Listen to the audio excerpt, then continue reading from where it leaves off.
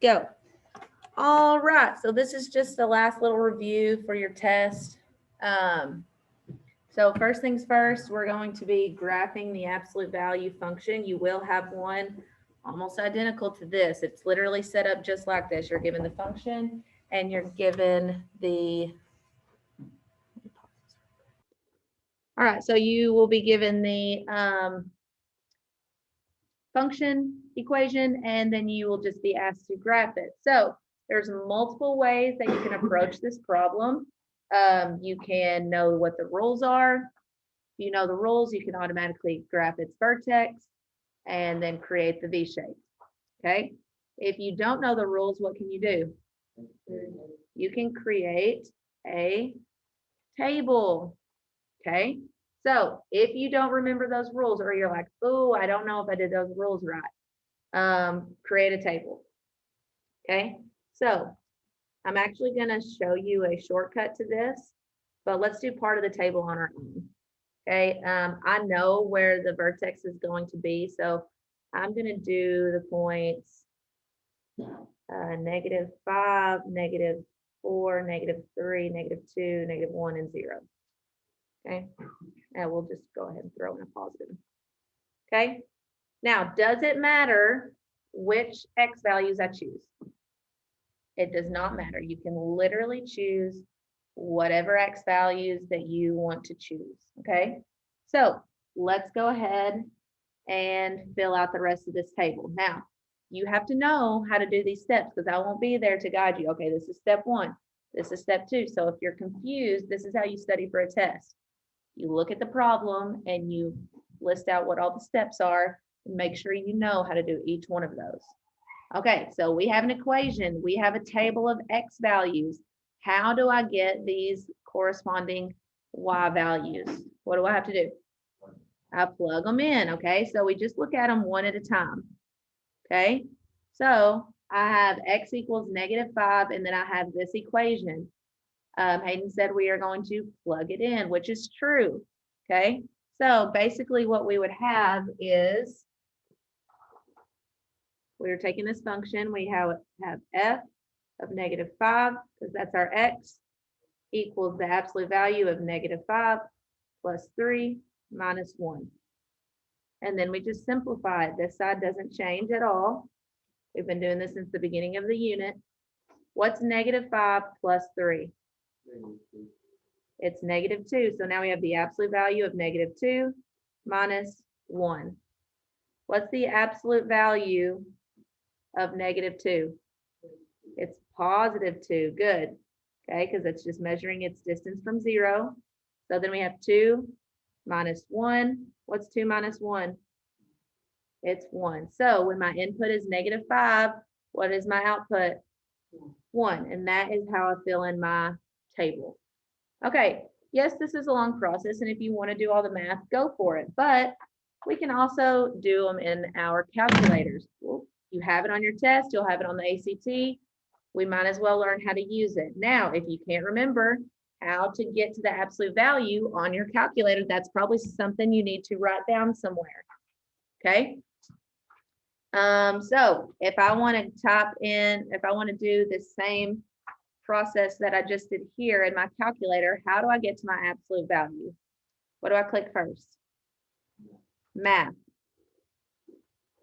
Then what? I arrow over to number or num, and then there it is right at the top, abs, stands for absolute value. Okay, but instead of typing in this X, I'm actually going to type in one of my X values. So what's my next X value we're working with? -4. So I'm going to do -4 plus 3 inside my absolute value. Then I just have to arrow over and do -1. And when I do that, I get 0. So I just fill that into my table. All right. Now that's a long process. If you want to click through it and get the absolute value every time you can, or I can just arrow up, click on that, and just change that -4 to a what? A -3. And when I do that, just hit enter. What's my output? -1, okay? And you just do that for the rest of the table. But I've actually discovered a shortcut, okay? So bear with me because there's a lot of different ways you can approach this, and it will help you with any function or graph or equation you ever want to graph. All right, here we go. So we did talk about graphing equations last time. So who remembers what I click on to graph an equation on this calculator?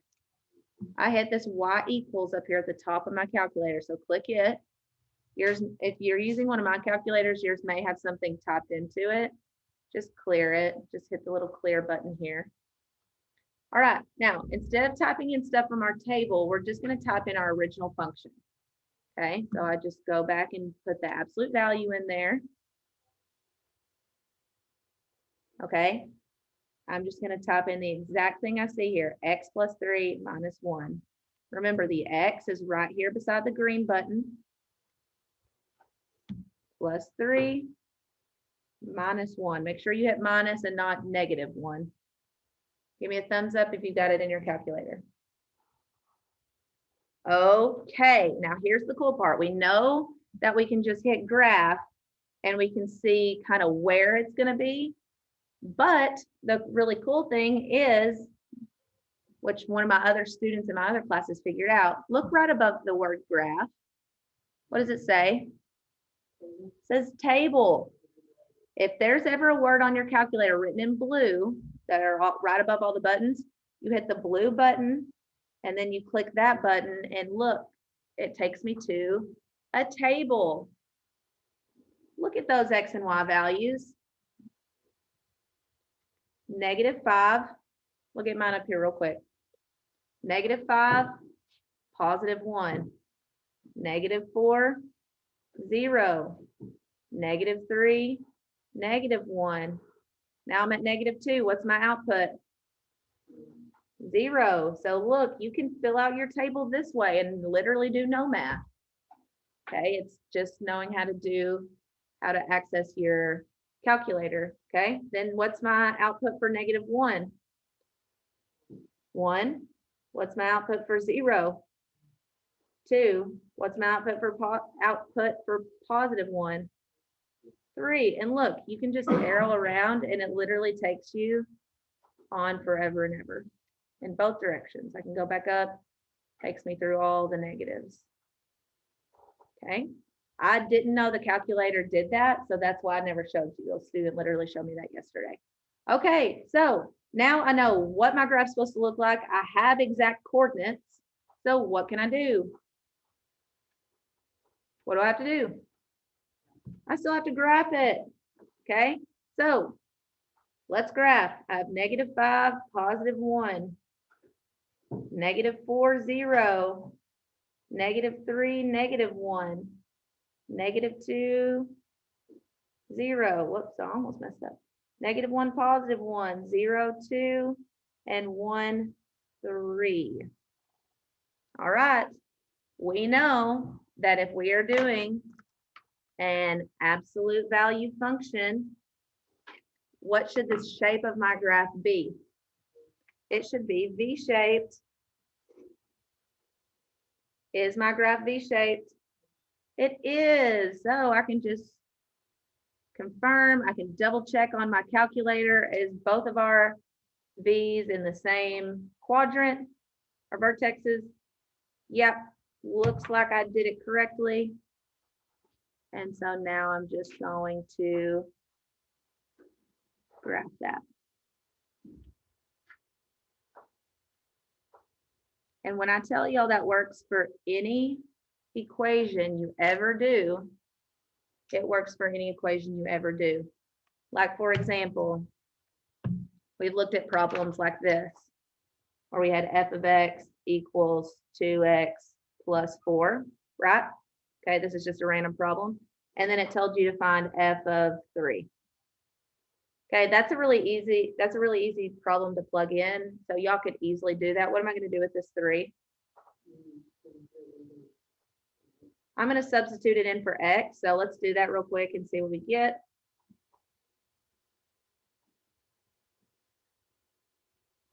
That says f of 3. What's 2 times 3?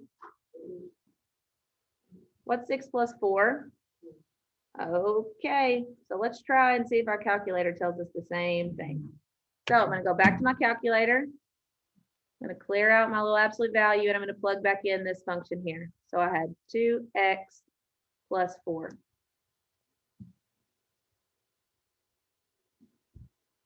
All right, I can graph it and see what it looks like. Yep, that looks right. I have a y-intercept, it looks to be about at +4, and the slope is increasing, which, yep, that checks out. Can't see exactly how it is, but if I wanted to go to my table, right there above graph, I hit second, table, and there it is. Now, what was my x value that we were working with? 3. So I just go to +3. What's the output? 10. On this, is it like if you want to do more than 1 mile? Yeah. So like if I wanted to do, okay, I'm going to show you an exponential function, which is what we're about to get into. So x squared minus x plus 4. That's what we're about to get into. Not scary. Every absolute value forms a what shape? A V shape, okay? Anytime you have a function with a squared in it, it will always form a U shape. Watch. There's my U, okay? So to find the solution, we see where these two problems intersect, which is there and there. There's just going to be 2 intersections because one's a line, one's a U shape. Anyways, that doesn't matter. But if I wanted to see the table, look, it says y1 and y2. Why does it have 2 now? There's 2 lines, okay? So this first one is y1 because look, that was the line. It was on y1. Okay, this one says y2 because if I go back to my y equals, that's where I graphed that little U-shaped thing was on y2. Okay, but if that's confusing, just clear it and just do one at a time.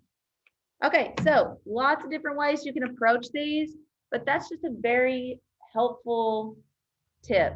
Okay, I always, if I'm given a table or I'm given an equation, I always graph it. I just like to see it. I never know if the question's gonna have anything to do with that, but it could be helpful to me. All right, now that I have the graph, I can answer any question I wanted to about it. I can tell you where the vertex is. I can tell you what the domain and range is. I can tell you what my x-intercepts are. I can tell you what my y-intercepts are. Anything I wanted. All right, number 2, there is one similar to this on your test. Okay, here are 2 graphs representing functions f and g. So how many different functions do I have? 2. I have f, okay, which is this U-shaped function. All right, and I have g, which is this upside down U-shaped function. All right, just by looking at it, what do y'all notice is happening between these 2 functions? What's kind of going on here? They do intersect, okay? So first things first, it says identify at least 2 values of x at which the inequality g of x is greater than f of x is true. All right, now it just says at least because there's more than 2.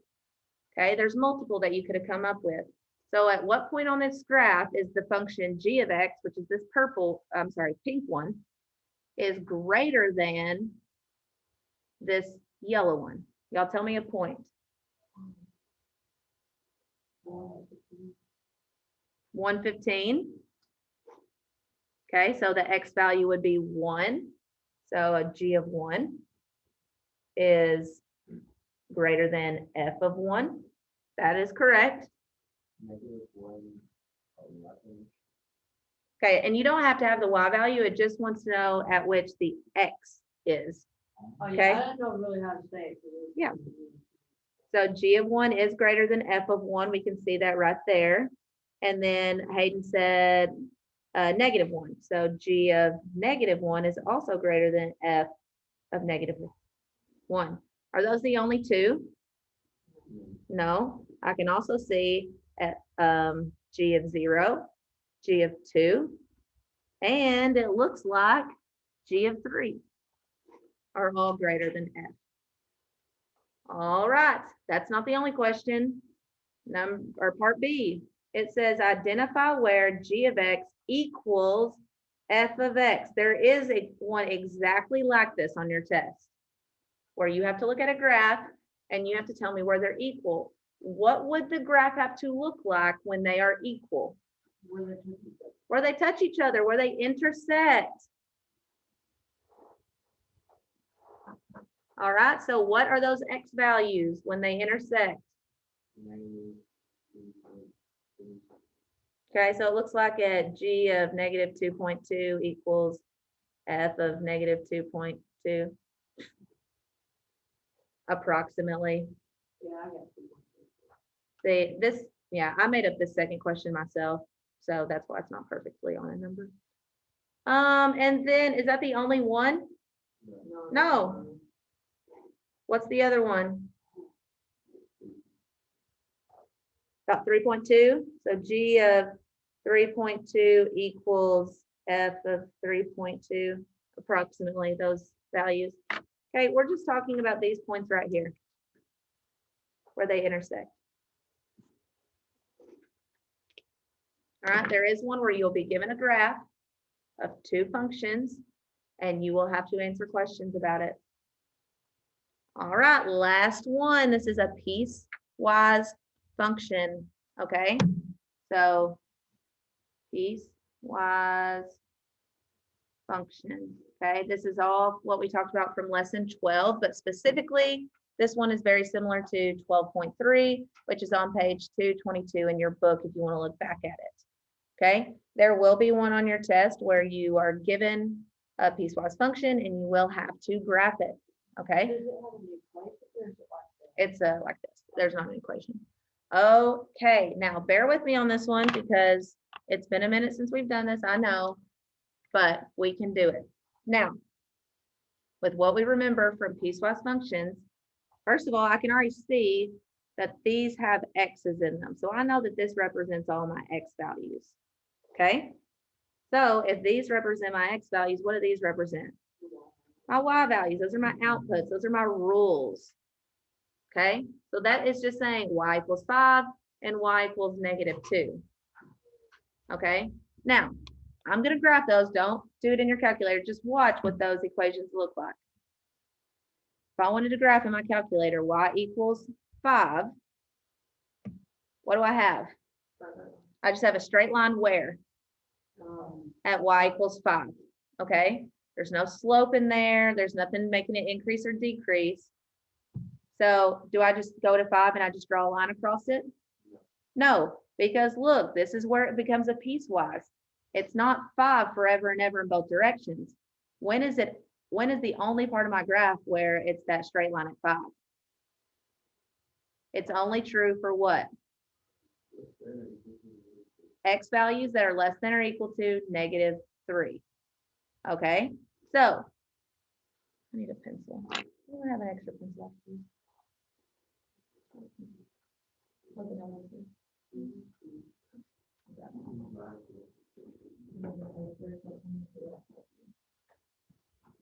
Okay. So if we were just to graph that x equals 5, 1, 2, 3, 4, 5, it would look like this. It would go on and on forever in both directions. Okay. And we would just stop there and move on. But it's not on and on forever in both directions. It's only for x values that are less than negative 3.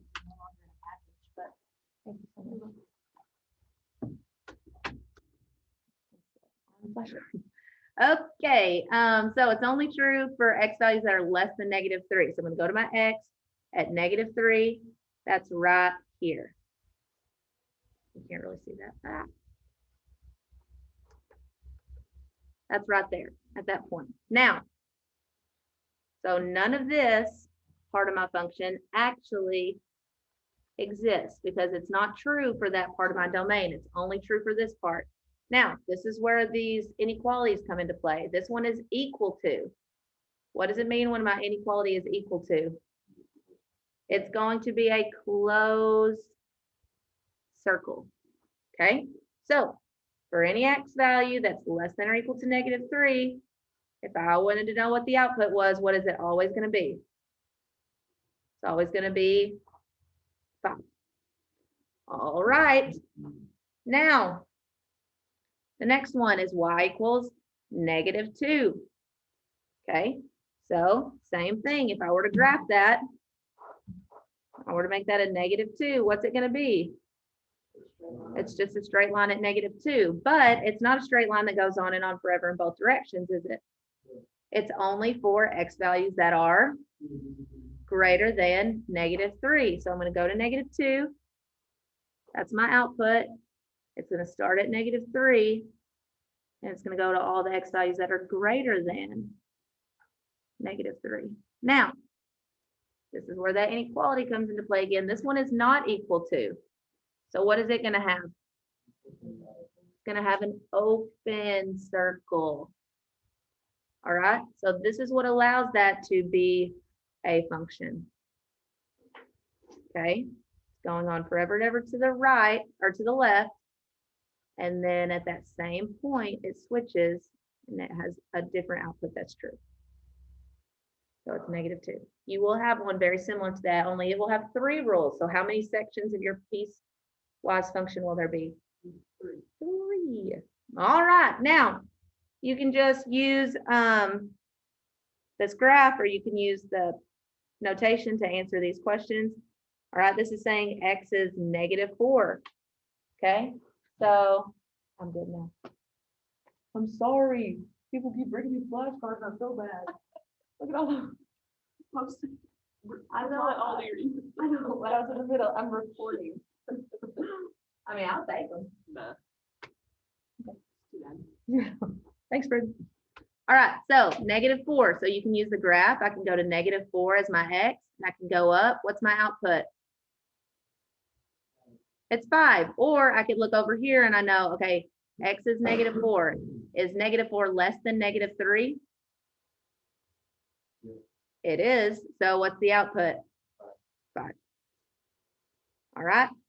This is my x value is 0. Is 0 less than -3? No. Is 0 greater than -3? So what's the output? -2. Let's look and see if it's the same on the graph. Here's 0. Okay, I don't run into any function going up. Do I run into a function going down? Yep. What's the output? -2. Last one. My x value is 3. Is 3 less than -3? No. Is it greater than -3? So what's the output? -2. Let's look at the graph. Here's +3. There's no function that I run into going up. Is there any function going down? Yes. What is it? -2. All right. So there is one like that on your test. If you want to practice more, you can ask me and I can try to find you some practice, but it's really hard finding practice where they're just constant functions like that, or they're not actually aligned. But if you want to challenge yourself and try one with like little equations, I got you. I can find you more practice problems. But that is it for that.